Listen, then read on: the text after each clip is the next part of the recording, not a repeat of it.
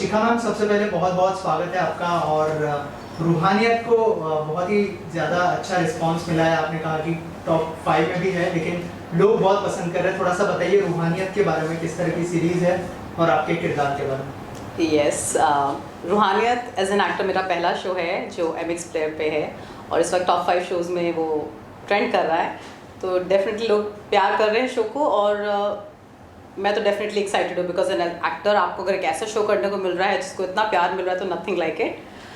जहाँ तक शो का सवाल है, शो जो है it's a love story come thriller. एक बंदा जो किसी ट्रॉमा से गुजर रहा है और मेंटली स्टेबल नहीं है बट प्यार ढूंढ रहा है लाइफ में और उसको क्या प्रॉब्लम्स आ रही हैं उसमें।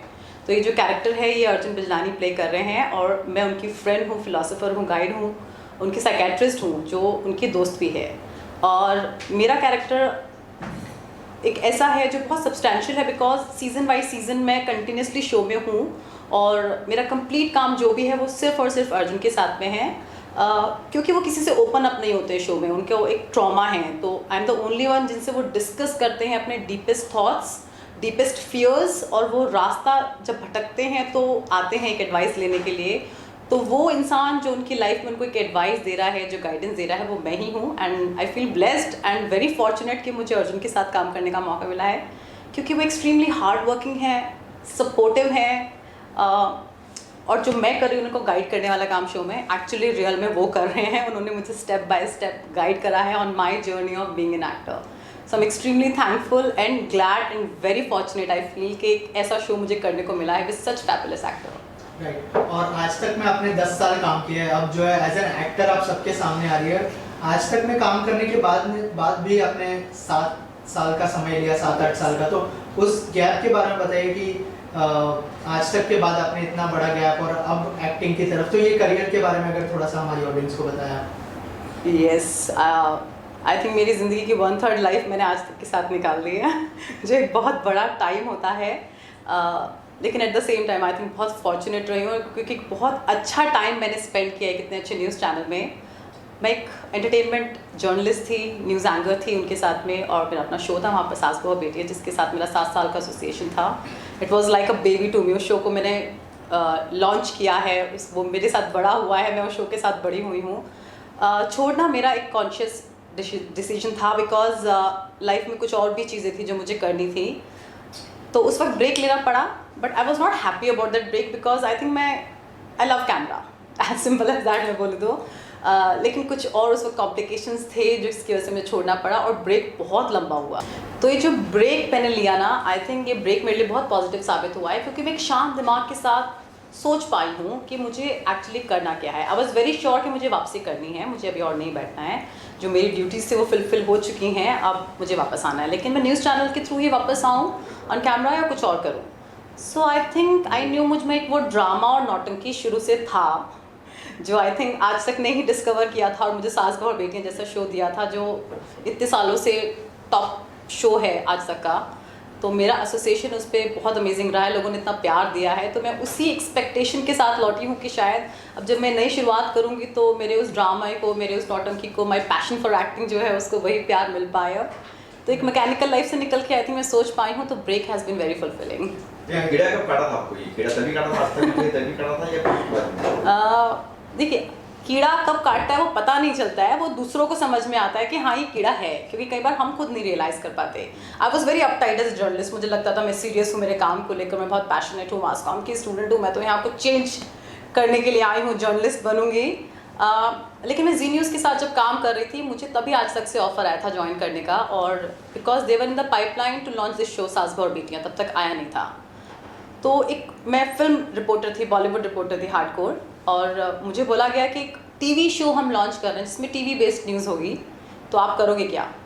तो इनिशियली थोड़ा मेरे को लगा कि यार अच्छा खासा मेरा शो चल रहा है, शाहरुख खान, अमिताभ बच्चन, इन सब से मिलती हूँ, बड़े बड़े स्टार्स हैं, टीवी न्यूज़ क्यों कवर करूँ? तो मुझे बोला गया कि बेसिकली एक नए ट्रेंड सेट कर रहे हैं जहाँ में थोड़ा ड्रामा चाहिए on news channel, and TV because is all about drama. तो मैं नाम नहीं लूँगी उनका, लेकिन उस वक्त आज तक में थे, एंटरटेनमेंट हेड थे। उन्होंने बोला तुमको समझ नहीं आता लेकिन तुम ना थोड़ी नौटंकी हो, तुम्हारे अंदर एक ड्रामा है, तुम्हें देखते हैं तो वो शोले की बसंती याद आती है, गिव इट अ ट्राई, नहीं अच्छा लगेगा तो there is always a way to go back, वापस बॉलीवुड में चली जाना, but give it a try. तो आई थिंक उसके बाद ना किसी ने वापसी करने को बोला और ना ही मेरे कभी दिमाग में ख्याल आया, क्योंकि तब मुझे भी लगा कि हाँ मेरे अंदर शायद एक ड्रामा है, एक नौटंकी है जो कैमरा पे अच्छी निकलती है, तो व्हाई नॉट। क्योंकि कई बार ऐसा तो हमें नहीं पता है हमारे अंदर क्या टैलेंट है और दूसरे लोग पहचान लेते हैं, तो आई बीन वेरी लकी। और रूहानियत के बारे में जब अप्रोच किया गया तो क्या रिएक्शन था आपका कि क्यों लेना चाहिए रूहानियत?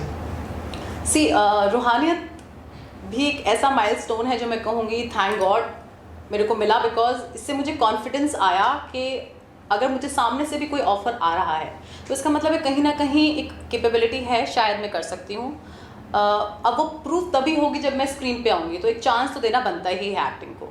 तो मैंने रूहानियत लिया, एक बड़े it's a big show because Endemol का शो है which is a very known production house, और फिर मुझे बस इतना ही बोला गया कि देखो आपका जो भी काम है ना वो सिर्फ अर्जुन बजरानी के साथ में है, एंड सीज़न बाई सीज़न आप हर सीज़न में हैं, अभी सेकंड सीज़न है, अभी थर्ड सीज़न भी आएगा शो का, तो कंटिन्यूसली आप इस शो में हैं। तो मेरे लिए आई थिंक इतना ही बहुत था to give it a try कि एक अच्छे एक्टर के साथ काम करने का मौका मिल रहा है और एक वर्दी सब्सटैंशियल रोल है, तो इससे अच्छी शुरुआत फिर क्या हो सकती है। मेरे पास कोई कारण नहीं था फिर ना करने का, बिकॉज मुझे तो इन एनी केस एक्टिंग में आना ही था, तो nothing better than Roohaniyat, and I am very glad I chose it.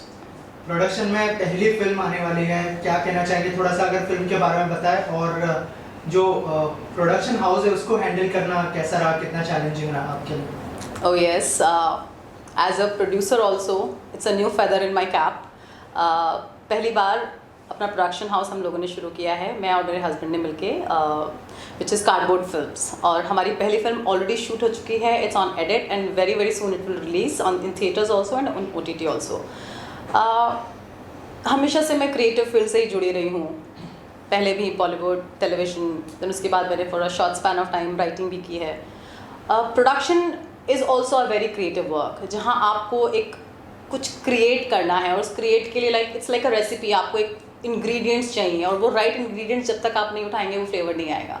So production का काम वही था मेरे लिए कि एक राइट इंग्रेडिएंट्स, राइट एक्टर्स, एक अच्छी टीम, एक अच्छा प्लेटफॉर्म हम क्रिएट करें ताकि एक अच्छा प्रोडक्ट बने। मेरे हस्बैंड ही फिल्म के डायरेक्टर भी हैं, और उनका जॉनर है कॉमेडी, बहुत पकड़ है उनकी, बहुत स्ट्रॉन्ग होल्ड है इनफैक्ट कॉमेडी पे, तो इस फिल्म के थ्रू आप वो देख पाएंगे। मैं उनको अक्सर कहती हूँ कि मैं जब आपकी फिल्में देखती हूँ तो मुझे ऋषिकेश मुखर्जी वाला एक एरा याद आता है, क्योंकि उनकी फिल्मों में भी वो एक सिंप्लिसिटी थी, कॉमेडी ऑफ एरर्स, जहाँ कोई मोटिव नहीं है लेकिन एक क्लीन कॉमेडी जिसको आप लोगों के साथ बैठ के देखें और इन्जॉय करो।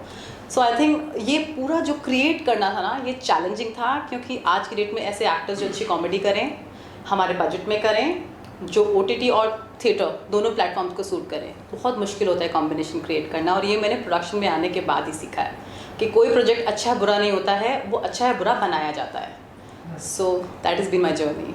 एंड लास्टली कोई अपकमिंग प्रोजेक्ट्स के बारे में बताना चाहे एज एन एक्टर?